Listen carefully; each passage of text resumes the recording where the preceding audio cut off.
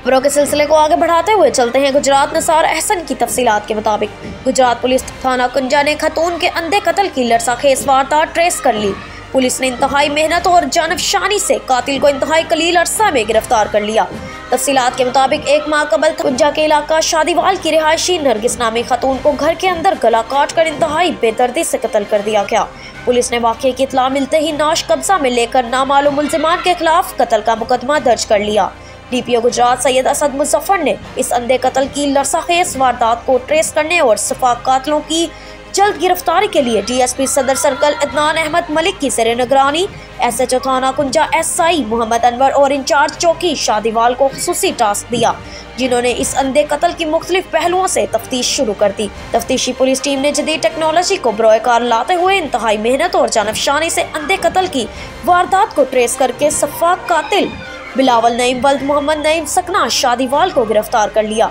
जिसने इतराफ़ जुर्म करते हुए दौरान इंटेरोगेशन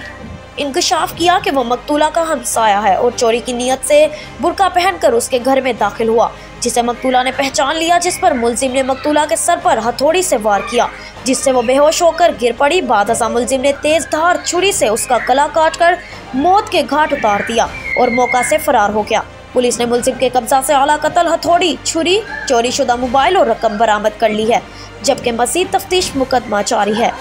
डीपीओ गुजरात सैयद असद मुजफ्फर का कहना है कि कातिल कितने ही चालाक क्यों ना हो, वो कानून की गिरफ्त से नहीं बच सकते। ऐसे सफाक कातिलों को कानून के मुताबिक करार वाक़ई सज़ा दिलवाई जाएगी और मकतूल के लिए इंसाफ की फराहमी को यकीनी बनाया जाएगा।